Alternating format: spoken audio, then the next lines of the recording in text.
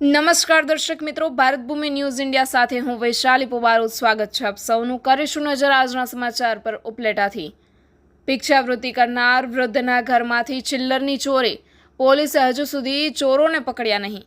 ઉપલેટા નાના નાગનાથ ચોક પાસે ખીજડા શેરીમાં રહેતા નટવરલાલ ભાનુશંકર મહેતા નામના વૃદ્ધ પૂજાપાઠ અને ભિક્ષાવૃત્તિ દ્વારા જીવન ગુજારતા હતા.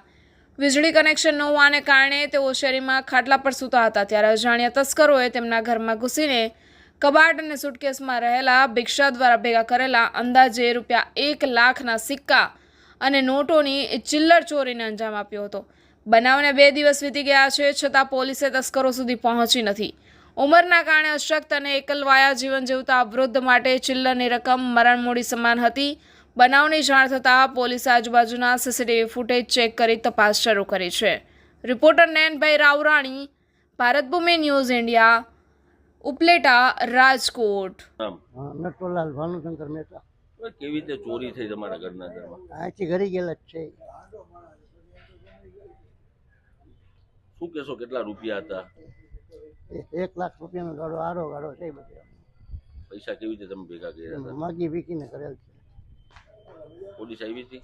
હા, એ પોલીસ વાળા આવી ગયા, લખી ગયા, લખાણ થઈ ગયું, કરી ગયા, પછી આવ્યા નથી. શું કેશો, તમારા ઘરમાં લાઇટ બી નથી, શું કેશો?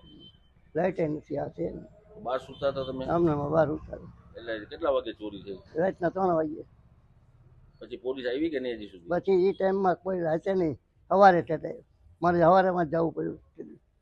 સવારે 7 વાગે જવું પડ્યું. ઉપલેટા 12 વાગે બંધ કરવામાં આવે છે, બરાબર છે? ઉપલેટા શહેર આખું બંધ કરાવે ને 12 વાગે. હા, તો પોલીસ શું કરે છે? પોલીસ નજરમાં ચોર નહોતા? શું કહેશો?